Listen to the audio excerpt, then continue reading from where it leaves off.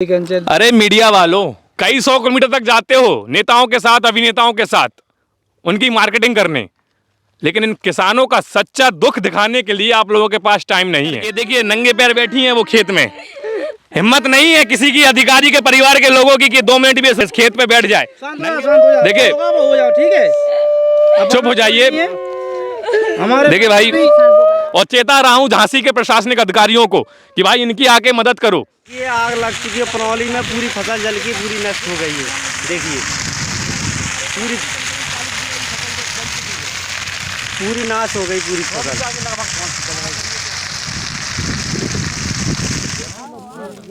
ये है अनाज, ये है अनाज। बोलिए बोलिए। अब हमारे पास कुछ नहीं बचा है, हमारा सब राख हो गई। कोई नेता आया मिलने? नहीं, कोई नेता नहीं आया। नेता तो वोट मांगने के लिए आते हैं। इन लोगों की वजह से नेता बनता है। हाँ। नेता इनकी वजह से है, ये नेता की वजह से नहीं है। चलिए अब मैं थोड़ा लेखपाल साहब से बात करता हूँ कि भाई इनकी प्रोसेस पहुंची कहाँ तक है और क्या क्या इसमें कुछ हो पाएगा कि नहीं हो पाएगा। देखते हैं लेखपाल जी क्या बोलते हैं कि ये जो अधिकारी लोग हैं ना, अगर ईमानदारी के साथ अपना काम करें तो शायद इस देश का भला हो सकता है। फायर ब्रिगेड अगर मौके पर आती तो शायद ये बच सकता था। और मैं इसलिए बोलता हूं भाई कि जो हमारे देश के अधिकारी हैं ना, वो दीमक हैं। नमस्कार, एक बार फिर से बोल दूं, जय जवान जय किसान।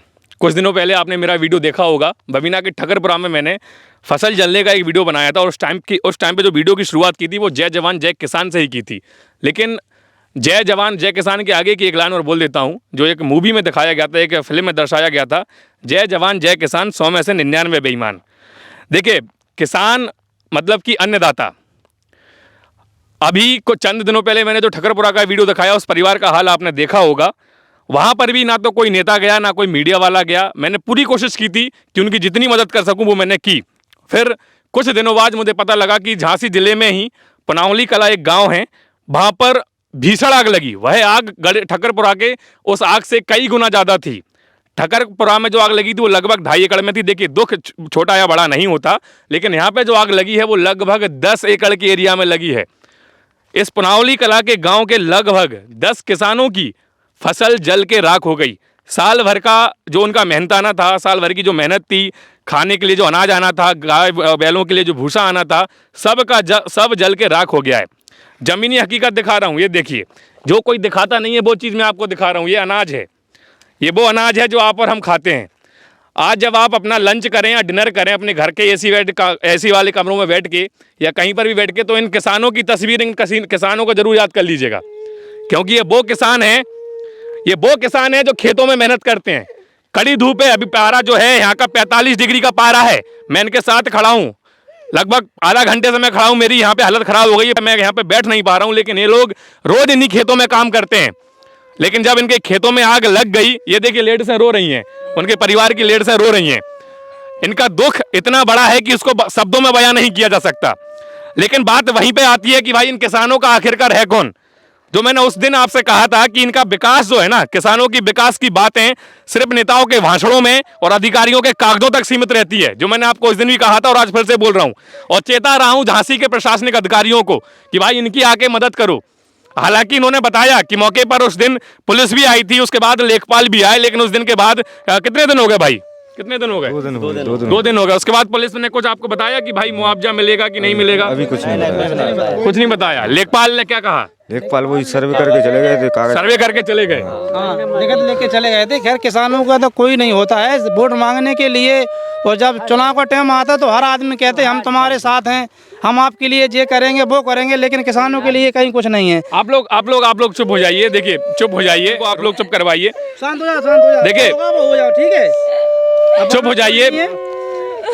देखिए भाई, मैं फिर से कहूंगा कि इनका दुख इतना बड़ा है ना कि उस दुख को मैं आपको इस चित्र में नहीं दिखा सकता, क्योंकि अंदर कोई ऐसी मशीन नहीं बनी कि दुख को प्रकट कर दे कि भाई कितना इनका दुख है, कितना कम है, कितना ज्यादा। लेकिन आप देख सकते हैं कड़ी धूप में खेतों के बीच में बैठ के इनका ये हाल है। यहाँ पे एक माता जी बैठी है। क्या नाम है आपका? भारती। कौन सा खेत था आपका? यही वाला खेत था। अब ये इनकी तबीयत खराब है, ये बेचारी बैठी हुई हैं। मैं तब से यहाँ करीब मुझे आधा घंटा हो गया वो ऐसे ही बैठी हैं धूप में, ना कुछ बोल रही हैं। घर वाले उनसे बोल रहे हैं कि छाया में बैठ जाओ। सुध खो बैठी हैं एक तरीके से। जो सदमा है उनको वो सदमा लगा है, लगातार परिवारों की महिला यहाँ पे रो रही हैं। अब मैं फिर से कहूँगा सबसे बड़ा सवाल कि भाई इन किसानों का आखिरकार है कौन?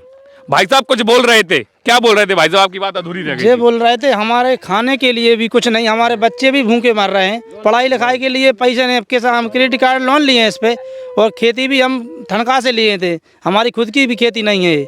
मतलब आपने पैसा जमा करके किसी के खेत में खेती की? हमने पैसा जमा करके दूसरे से खेती ली अपने खाने के लिए। अब जिससे आपको जिसको आपने पैसा दिया होगा साल भर के लिए, आपने उनका खेत लिया होगा, क्या वो आपका पैसा माफ कर देगा? वो नहीं करेंगे, उन्हें तो पैसा देना, उनसे तो बात है, हम कुछ भी करें या भूखे मारे कुछ, या मजदूरी करनी पड़ेगी। अब हम क्या क्या करेंगे? अब खाने के लिए कुछ नहीं है हमारे पास। क्या कह रहा है भाई साहब? अरे जो थी यही फसल थी, अब इसी में पढ़ाई लिखाई सब कुछ इसी में होता था। कितने बच्चे हैं आपके? 3 बच्चे हैं। तो अब क्या मतलब कुछ जमा ममा पूंजी है? नहीं, कुछ नहीं है। कुछ नहीं है हमारे किसानी की नौकरी वाले हैं भैया, हमारे पास कोई नौकरी भी नहीं है, कोई धंधा भी नहीं है ऐसा। यही खेती है, साल भर इसमें लगे यही चला गया मजदूरी करने, बच्चों की फीस भी जमा नहीं कर पा रहा है, किसान ऊपर सरकारी भी कर्जा है मतलब लिए हैं। अब बताइए, बच्चों की फीस को से लेकर जानवरों की भूख तक की टेंशन इन लोगों को है कि भाई जानवरों को भूसा नहीं बचा, खाने को अनाज नहीं बचा, बच्चों की फीस जमा करनी है, जिसका खेत इन्होंने लिया था पैसे जमा करके उसको तो पूरा पैसा देना ही पड़ेगा। अब ये तो चारों तरफ से आप समझिए कि बेबस हो गए। अब कोई नेता आया मिलने? नहीं, कोई नेता नहीं आया। नेता तो वोट मांगने के लिए आते हैं, नेता वैसे अब नहीं आए कोई। ना किसी ने कोई फोन करके दिलासा दी हो कि हम हैं, आप बेफिक्र रहिए? नहीं, किसी ने नहीं। पुलिस आई थी थोड़ी बहुत छानबीन करके, जेबी नहीं गई, तुम्हारा क्या हुआ क्या लिख, नाम बताओ, फलाना बताओ, ढकाना बताओ करके चली गई, बस फॉर्मेलिटी कर गई। हाँ, फॉर्मेलिटी करके चली गई। आप एक बात बताओ, ये पूरा दिखाओ, पूरा दिखाओ। करीब 10 एकड़ की फसल है। 10 एकड़ की फसल को जलने में मुझे लगता है तकरीबन आधा से 1 घंटा तो लगा होगा, आधा से 1 घंटा तो लगा होगा। उस दौरान आपने फायर ब्रिगेड को फोन किया था? फायर ब्रिगेड को फोन किया था, फायर ब्रिगेड जब आग हमने बुझा ली थी, 1 घंटे बाद फायर ब्रिगेड आई। 1 घंटे बाद फायर ब्रिगेड आई? हाँ, 1 घंटे बाद आई। क्या किया फिर उन्होंने आके? उन्होंने ये किया, थोड़ी बहुत बुझी बुझाई पे पानी मानी किया है, चलाया है, बस यही किया है। 1-1.5 घंटे बाद फायर ब्रिगेड की गाड़ी यहाँ पर पहुंची। कब पहुंची? जब फसल जल के राख हो गई थी और थोड़ी बहुत इन लोगों ने बुझा ली थी। जैसे ये मैं आपको दिखा दूं, छोटा सा ये एक टुकड़ा बच गया होगा, इन लोगों ने पानी आनी डाल के इसको बचा लिया होगा। इस तरीके से इन्होंने बचाया। अगर फायर ब्रिगेड शायद मौके पर आ जाती तो शायद ये बस जलने से बच सकती थी। बच सकती थी कि नहीं? बच जाती। फिर से कहूंगा, अपने हर वीडियो में बोलता हूं कि ये जो अधिकारी लोग हैं ना, अगर ईमानदारी के साथ अपना काम करें तो शायद इस देश का भला हो सकता है। लेकिन इन लोगों को आदत हो गई है हराम की खाने की, इन लोगों को आदत हो गई है एसी वाले कमरों में, एसी वाली कारों में घूमने फिरने की। आम जनता के साथ, किसान के साथ कुछ भी होता रहे उनको मतलब नहीं है।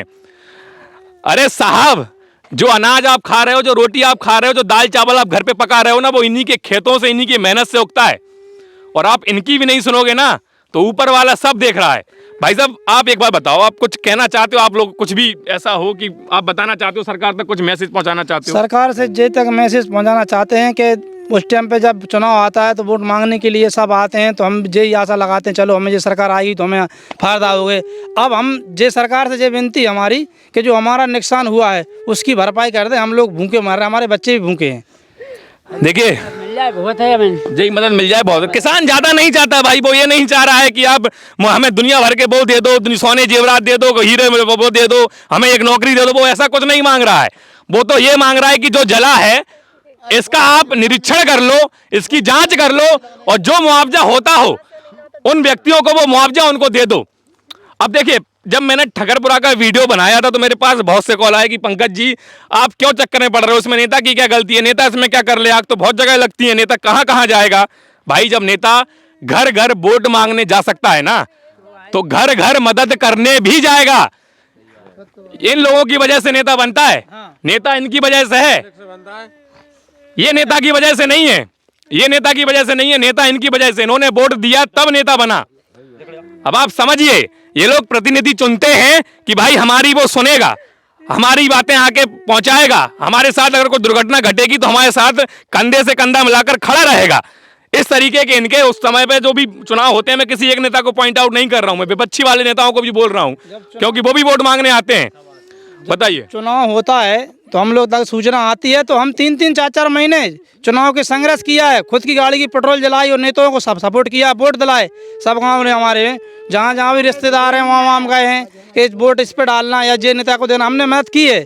तो हमें इस चीज़ का आज कष्ट है कि नेता हमारी मदद नहीं कर रहे हैं, हमारी कोई नहीं सुन रहा है। मैं वही बोल रहा हूँ भाई, कितना देखिए, या तो जमीन बेच खाया है अधिकारियों ने और जो भी लोग हैं कि भाई जो इनकी मदद कर सकते हैं लेकिन जानबूझकर आगे आकर इनकी मदद नहीं कर रहे हैं। क्यों नहीं कर रहे हैं वो वही जानते हैं भाई, क्योंकि अगर मदद करेंगे तो कुछ जेब से जाएगा, थोड़ी बहुत मेहनत करनी पड़ेगी और वो करना नहीं चाहते। अधिकारियों के लिए खासकर बोल रहा हूं मैं। देखिए महिलाएं लगातार रो रही हैं, कुछ कह भी रही हैं। पहले आप लोग चुप हो जाइए, बताइए क्या कह रही हैं, बोलिए बोलिए।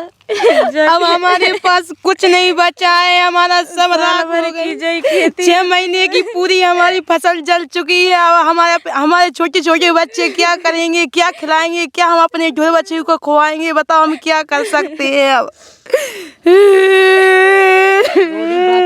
भाई ये वो महिलाएं हैं जो मेहनत करके, देखिए नंगे पैर बैठी हैं वो खेत में। हिम्मत नहीं है किसी की, अधिकारी के परिवार के लोगों की, कि 2 मिनट भी इस खेत पे बैठ जाए। नंगे पैर बैठी है एक महिला, सिर्फ पैर में एक चप्पल पैर में पहनी भी नहीं है। आप देख सकते हैं कितनी ज्यादा बेसुध हैं वो, कि एक पैर में चप्पल भी नहीं है उनकी, नंगे पैर बैठी हुए जले हुए खेत में। और एक खेत देखो, ये खेत देखो, मैं एक बार आपको पूरा घुमा के दिखा देता हूँ। ये देखिए, ये देखिए, ये देखिए, ये देखिए, इधर देखिए, ये देखिए, ये देखिए, ये अनाज है, ये है अनाज, ये है अनाज।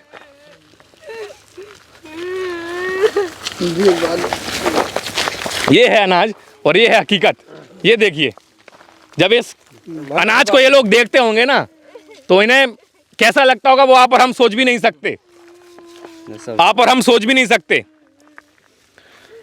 अरे पसीने के साथ साथ खून भी बहाते हैं ये लोग, तब जाके हमारे घरों तक अनाज पहुंचता है। रात दिन एक कर देते, रात दिन एक करते हैं, वो सही बोल रहे हैं। चलिए अब मैं थोड़ा लेखपाल साहब से बात करता हूं कि भाई इनकी प्रोसेस पहुंची कहां तक है और क्या क्या इसमें कुछ हो पाएगा कि नहीं हो पाएगा। देखते हैं लेखपाल जी क्या बोलते हैं।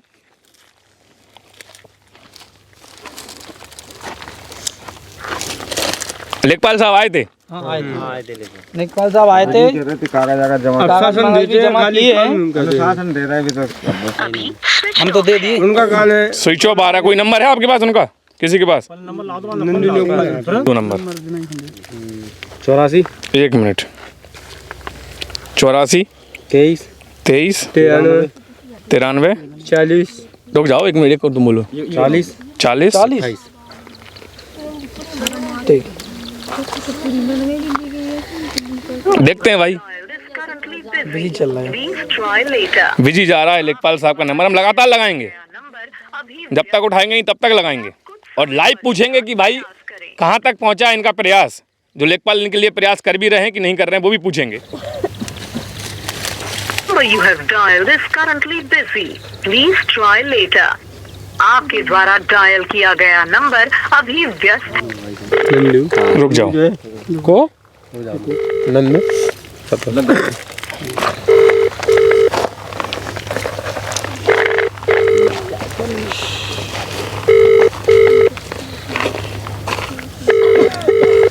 भाई लेखपाल साहब फोन नहीं उठा रहे हैं, फिर से लगाएंगे। जितना कोशिश कर सकते हैं उतना करेंगे।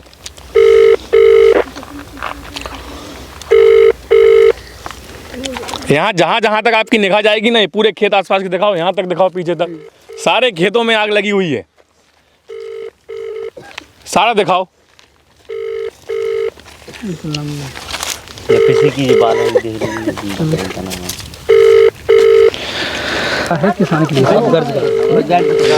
देखो बोल, लेखपाल तो फोन नहीं उठा रहे हैं, लेकिन इन्हीं लोगों से हम थोड़ा बहुत बातचीत कर लेते हैं जब तक शायद उनका फोन आ जाए। आप भाई साहब ये बताओ, आग लगी कैसे?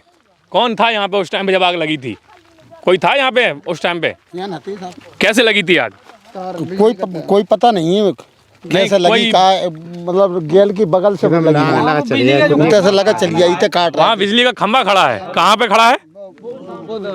बिजली का खंभा वहीं से आग लगती हुई आई है। फिर ये खेत कैसे बच गए? ये बीच वाले बुझाइए ना, वो बुझाई है। एक काम करो, वहीं आओ, वो उस खंभे तक आओ, भूल के इस पार नहीं निकल पाई। ट्रैक्टर चला है। पूरा मैदान दिखाते जाना, ये जो आग लगी है, ये जो अनाज डला है दिखाते जाना सब।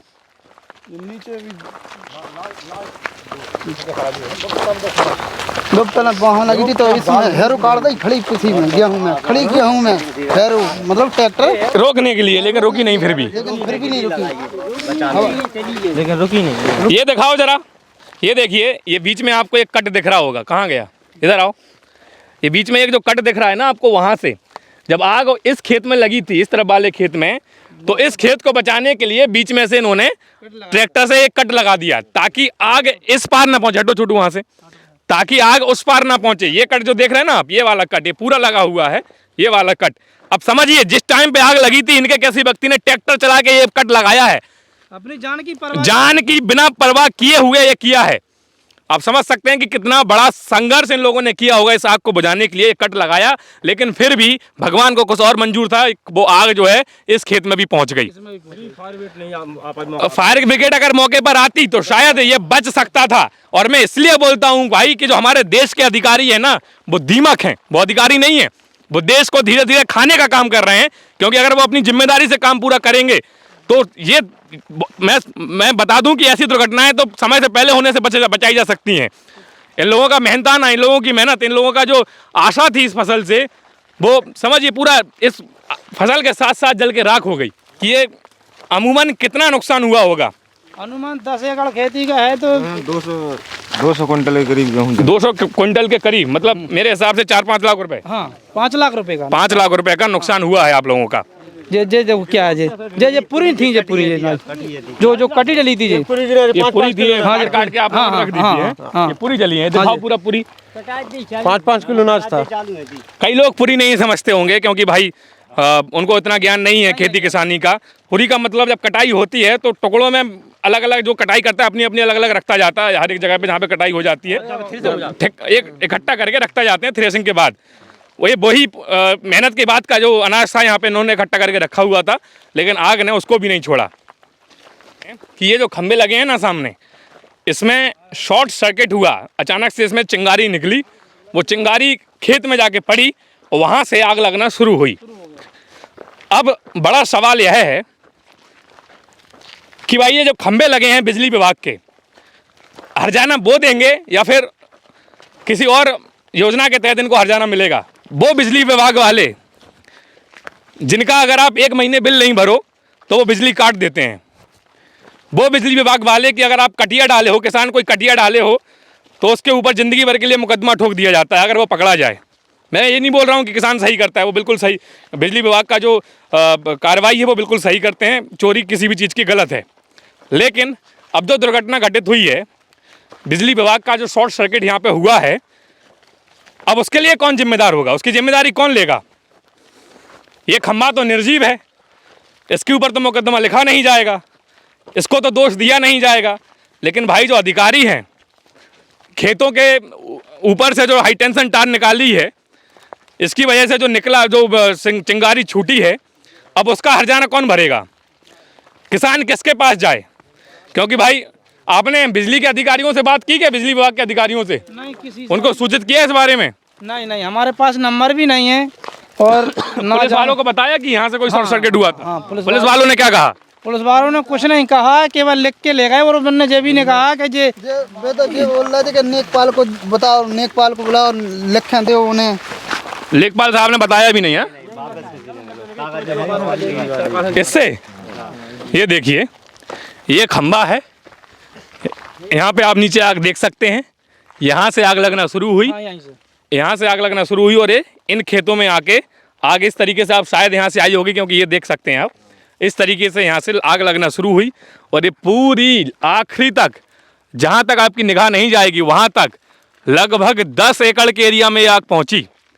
बार बार मैं आपको एरिया बता रहा हूँ क्योंकि 10 एकड़ का एरिया बहुत बड़ा होता है सर। किसानों को कई दिन लग जाते हैं फसल काटने में 1 एकड़ के एरिया में, लेकिन तो 10 एकड़ का एरिया था। जो लोग फसल की कटाई कर रहे होंगे, अगर सोचो उस टाइम पे वो खेतों के अंदर होते, कोई दुर्घटना घटित हो जाती, एक मकान है वहाँ पर जहाँ पर आग लगी थी बीच में, वहाँ पर ये लोग कभी आराम वगैरह करते हो, अगर उसमें कोई होता, उसमें आग लग जाती तो उसका जिम्मेदार कौन होता? इन सब चीज़ों पे प्रशासन का ध्यान नहीं जाएगा, क्योंकि भाई अगर ध्यान देंगे तो काम करना पड़ेगा। और जो मैं बार बार बोल रहा हूँ, फिर से एक बार बोल दूँ, आदत पड़ गई है बैठ के खाने की। यहाँ आओ नन्ना, आप कुछ कहना चाहते हो? आपकी बटिया पे थी है? हाँ, बटाई पे थी। बटाई पे थी खेती। कितने रुपए जमा किए थे आपने? 30,000। 30,000 जमा किए। फिर कितने साइज का, कितने एरिया का खेत मिला था? वही 1.5 पौने 2 एकड़।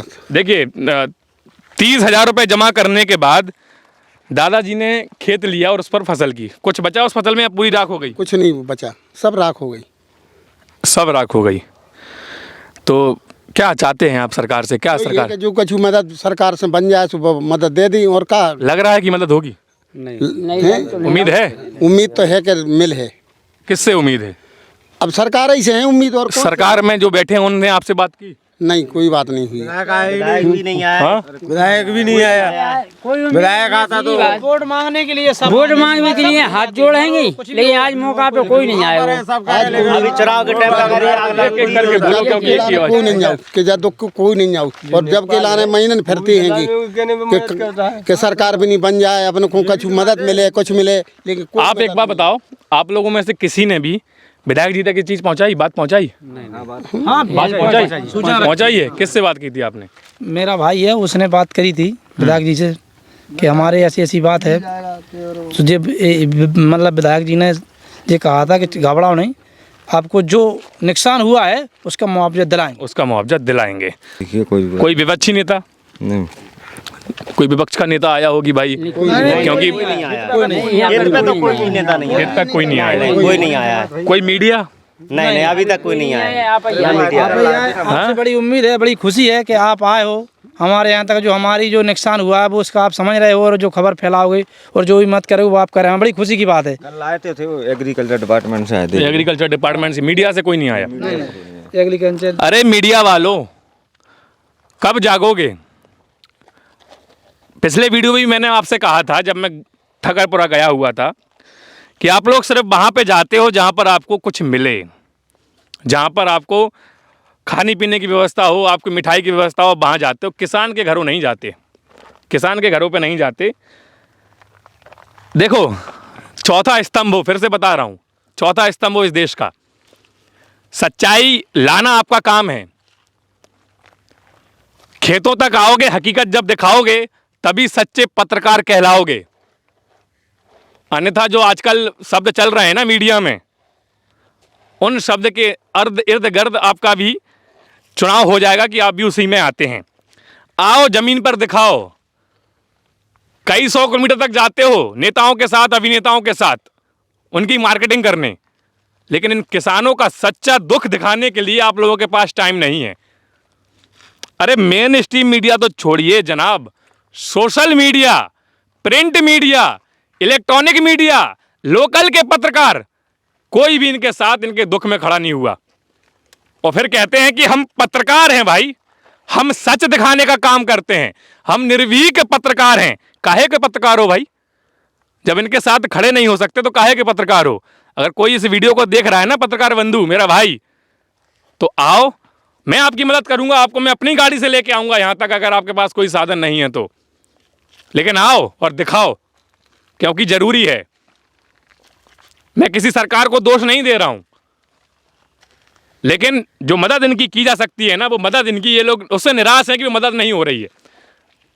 तो इनकी अगर मदद होगी तो आपको ये दुआएं देंगे, और जो दुआ होती है ना, उसके आगे पैसा, उसके आगे कोई ऐश आराम, वो कुछ नहीं लगता। दुआ सबसे बड़ी होती है। दुआ परमेश्वर बराबर होती है। क्या कह रहे दादा, बताओ? क्या कह रहे? दुआ परमेश्वर बराबर होती है। होती है कि नहीं? होती है। आज आप मुझे दुआ दे रहे होगे कि नहीं? आप, हमें बड़ी खुशी है आपकी। खुशी की बात है कि बड़ी आए हो आप, तो लेकर हमें आपने सोचा और हम दिल से दुआ दे रहे हैं, आपको धन्यवाद देना चाहते हैं दिल से कि आपने हमारी जो मदद की है, और जो जहाँ तक भी खबर पहुँचा, हमें इस बात की बड़ी खुशी है कि कौन आपने तो सुनी, कम से कम इस बात की खुशी हमें। पारा 45 डिग्री का है, कोई जमीन पर उतरने की सोच नहीं रहा है कि भाई चलो यार, लग गई खेत में आग, लग जान दो, देखेंगे हो जाएगा कुछ ना कुछ। तो यहाँ क्या मिल रहा है उनको यार, चाहे पत्रकार हो चाहे कोई अधिकारी हो, पसीना आ रहा है मुझे भी। और ये लोग इस तरीके से भयंकर वाले पसीने से रोज़ गुजरते हैं। मैं तो पहली बार मतलब जब भी जाता हूँ फील्ड पे उस टाइम ही मुझे फीलिंग आती है पसीने वाली, लेकिन ये तो रोज़ आ रहे हैं, रोज़ खेतों में काम कर रहे हैं। इनकी हालत समझो, अगर ग्राउंड पे आओगे ना तब समझ पाओगे कि इस तपती धूप में खड़े होने का असर क्या होता है। क्या होता है कि जब आप हकीकत में ग्राउंड रिपोर्टिंग करते हो, ऑफिसों में बैठ के न्यूज़ बनाना, ऑफिसों में बैठ के भाषण देना, ऑफिसों में बैठ के लिखाई करना कोई भी कर सकता है, लेकिन ज़मीन पे आके करोगे ना, वो एक सच्चा कर्म कहलाएगा। तो उम्मीद है कि जो भी लोग इस वीडियो को देख रहे होंगे इनका दुख समझ रहे होंगे, खासकर किसान बंधु, किसान भाइयों, अगर आप वीडियो को देख रहे हो, आपके भाई हैं ये सारे के सारे, आप ही के भाई हैं, भाई तो मेरे भी हैं, लेकिन आप इनका दुख समझ सकते हो क्योंकि आपने इनके बराबर मेहनत कर रखी है। आप भी इनका इसी तरह फसल करते हो, इसी तरह खेती करते हो। तो इस वीडियो को ज़्यादा से ज़्यादा शेयर कीजिए। किसानों के अलावा जो भी और लोग वीडियो देख रहे हैं, सिर्फ किसानों की जिम्मेदारी नहीं है, उन लोगों की भी जिम्मेदारी है जो आम नागरिक हैं, वो भी वीडियो को ज़्यादा से ज़्यादा शेयर करें, ज़्यादा से ज़्यादा लोगों तक पहुँचाएँ और कमेंट बॉक्स में बताएँ कि आप इन सबको देखने के बाद आपको क्या लग रहा है। अपने विचार नीचे लिखें, शेयर करें, लोगों को टैग करें बेहिचक होके। और जो भी लोग मुझे पिछले वीडियो में सलाह दे रहे थे ना कि पंकज जी आपको क्या लेना देना, क्यों पड़े हो चक्कर में, किसान बंधु हैं, जाने कहाँ कहाँ आग लगती है, कौन कहाँ कहाँ जाएगा, चाहे वो पत्रकार हो। कुछ पत्रकार भी मुझे सलाह दे रहे थे, कुछ चिल्ले चपाटे भी मुझे सलाह दे रहे थे। तो उनको एक ही लाइन कहूँगा कि मैं तो नहीं रुकूंगा, मैं तो इसी तरीके से ग्राउंड पे जाके काम करूँगा, इसी तरीके से लोगों की सुनूंगा, इसी तरीके से लोगों की बातें रखूँगा। आप लोग भी आओ, आप लोग भी मेरा साथ दो, इनका साथ दो। चलिए आज के इस वीडियो में इतना ही, मिलते हैं अगले वीडियो में, तब तक के लिए जय हिंद, जय भारत।